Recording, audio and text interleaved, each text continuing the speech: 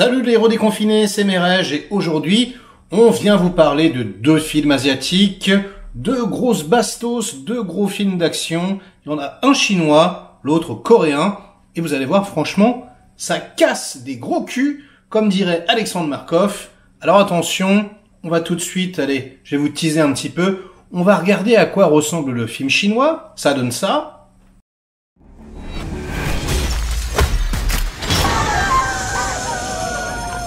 告诉你，我请客。去年716，8枪抢走40万现金。今年年初13枪抢走150多万黄金币。他们好像一直都比我们快一步。3队人马，2辆摩托。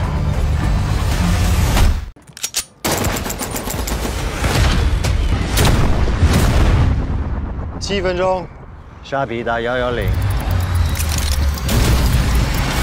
就你一个人，你算。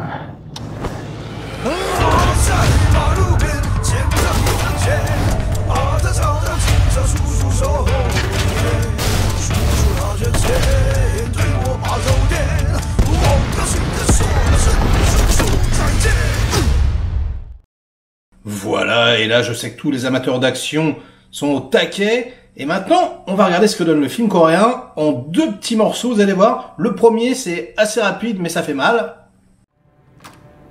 I heard you deal with Chao. What do you say? Call them to come. What?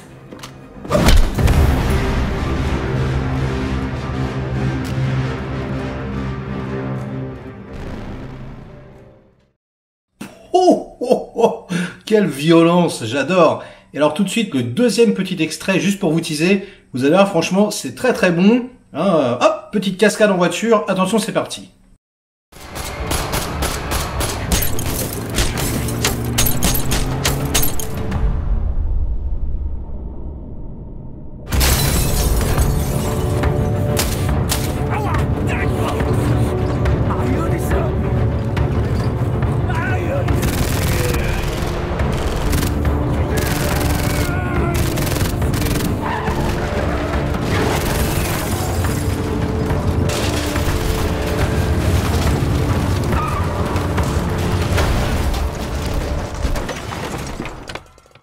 Bim! Alors voilà, si vous n'êtes pas hypé avec ça les petits cocos, je sais plus ce qu'il vous faut. On va tout de suite parler du premier film. Ça s'appelle Caught in Time, c'est réalisé par Lo Ho Lung et c'est avec notre cher Daniel Wu, un acteur de Hong Kong que j'adore, et Kwan Yung Wang, qui est un acteur chinois assez charismatique que j'ai déjà vu dans quelques films chinois, mais voilà, hein, que j'ai pas encore réussi à identifier pleinement. Et donc, qu'est-ce que ça raconte? Eh bien, ça s'inspire d'une histoire vraie. Dans les années 90, il y a un gang comme ça de psychopathes. Alors, parce que franchement, hein, ce sont des psychopathes. Hein. Les mecs sont complètement malades. Voilà, ils donnent des grenades à des enfants. Enfin, bon, c'est magnifique. Et donc, ils commettent des cambriolages. Voilà, toute une série de cambriolages comme ça. Et ils ne se font jamais arrêter. Donc, il y a un flic, eh bien, qui les poursuit. Et au bout d'un moment, ça devient une sorte d'affaire nationale. Tout le monde les poursuit, une sorte d'obsession, donc c'est assez classique comme schéma, mais franchement c'est assez efficace, surtout que on sent que le réalisateur qui vient de Hong Kong à la base essaye de rendre hommage comme ça aux vieux films de Hong Kong, les polars qui ont bercé les années 90, et d'ailleurs ça vraiment fait un gros clin d'œil, mais alors comme ça, énorme, à The Killer, puisque y a des personnages qui vont dans un vidéoclub comme ça, et puis ils regardent The Killer en cassette vidéo par 2 fois, et puis on a des séquences carrément qui sont pompées sur The Killer, donc notamment comme ça un petit travelling latéral, vous savez, qui passe derrière des poteaux, puis à chaque fois que ça passe derrière un poteau, hop, on change de personnage, un peu comme Danny Lee et Chow Yun-fat, donc c'est assez marrant. Et pour renforcer encore un peu plus cet hommage hongkongais, puisque le film est tourné en Chine, eh bien, il a pris un chef-op hongkongais, donc ce qui fait quand même une grosse différence, et le chorégraphe d'action également est hongkongais, donc voilà, c'est un film un petit peu hybride, et je vous avoue que ouais, ça fait ultra plaisir, on veut revenir comme ça, cette petite saveur hongkongaise des années 80-90, Et j'avoue qu'il y arrive un peu, même si on va pas se mentir, hein, il n'y a pas du tout la maestria de John Woo. Hein. C'est efficace, voilà, plutôt impressionnant. Les gunfights sont cool, mais on va dire que les personnages sont pas forcément développés. C'est pas non plus, voilà, hein, pharaonique. C'est pas aussi émouvant que peut l'être The Killer, justement. Hein. C'est pas aussi hypnotisant. Parce que le style de The Killer, hein, franchement, tu peux le regarder sans son, hein, t'es hypnotisé par ce film tellement c'est magnifique. Là, c'est efficace, certes. Le fait que ça soit inspiré d'une histoire vraie, ça apporte un petit peu d'intérêt. Les scènes d'action sont vraiment, mais alors excellentes. Putain, ultra rafraîchissantes, divertissantes. En plus, il se passe des trucs complètement ouf. Je ne vais rien vous spoiler, mais il y a énormément de gunfights. Voilà, des poursuites en voiture très intéressantes. Les cambriolages aussi sont intéressants. Vous allez voir notamment comment le méchant ouvre 4 coffres avec une corde. Ils sont tous là en train de faire ouais chalumeau, machin, ouais on pourrait mettre des explosifs. Lui il fait non, on va prendre une corde. Et si franchement, bah apparemment c'est vrai, hein, c'est inspiré d'une histoire vraie. Les chapeaux melons les gars, franchement la technique, elle est vraiment très bonne. Et moi j'adore un peu les films de braquage comme ça où on perce des coffres forts un peu à la The Score.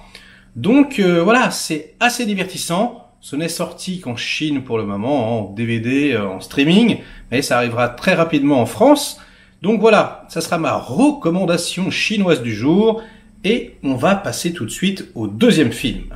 Alors le deuxième film, ça s'appelle Deliver Us from Evil, c'est un film coréen de 2020, réalisé par Hong Wong-chan, avec Wang Jung-min et Lee Jung-ya. Alors c'est très divertissant, franchement, déjà c'est tourné en Corée, avec des acteurs japonais et coréens, et un gros moment du film, ça se passe en Thaïlande, donc c'est aussi en thaïlandais, donc du coup c'est assez dépaysant, et c'est un gros film de bourrin, pareil, alors vous attendez pas non plus hein, à quelque chose de phénoménal, hein, c'est très classique, on va dire que ça ressemble un peu à Taken, voilà, dans l'esprit, sauf que le héros, eh bien c'est un tueur à gages, c'est un mec qui fait des contrats, etc., on lui propose une dernière mission. Puis en fait, à la fin de la mission, on lui dit non, il faut que tu t'occupes encore d'une mission. Il veut pas le faire, sauf que sa fille est impliquée. Ah là là, il faut jamais toucher à la fille du héros, hein. Et donc ça l'emmène jusqu'en Thaïlande, etc. Mais malheureusement pour lui, le mec qu'il a dessoudé au début est le meilleur ami d'un tueur psychopathe qui part à ses trousses. Donc c'est assez marrant, hein. Lui, il doit retrouver sa fille, il doit partir en Thaïlande. Et en même temps, il a voilà un autre tueur à gages qui lui colle au cul pour lui faire la peau. Et donc du coup, c'est une sorte de course-poursuite comme ça avec des affrontements épiques. Et franchement, je vais vous montrer un petit bout, même si on n'arrive pas au niveau, hein, mais quand même, il y a une petite saveur The Raid. Vous allez voir, je vous montre ça tout de suite.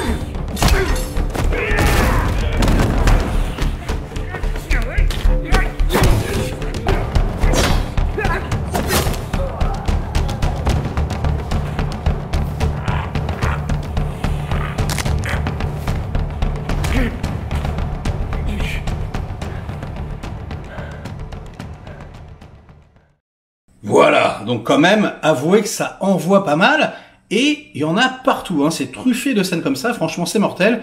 Les acteurs sont ultra charismatiques, la photo est franchement assez jolie. Au final, on se retrouve quand même avec deux gros films d'action, un mini blockbuster, et donc par les temps qui courent, hein, je voulais vous en faire profiter. J'ai rien d'autre à dire hein, sur Deliver Us from Evil, puisque comme je vous le dis, hein, le scénario il tient vraiment sur un ticket de métro, mais c'est très divertissant, il y a beaucoup d'action, donc si vous êtes amateur du genre, vous pouvez y aller. J'espère que cette vidéo vous aura plu les petits cocos, likez-la si c'est le cas, délikez-la sinon, hein, c'est pas grave, je m'en remettrai, et puis n'oubliez pas de m'inonder de commentaires pour faire marcher le petit robot YouTube, merci à vous. Allez, on se retrouve très vite pour de prochaines aventures. Ciao.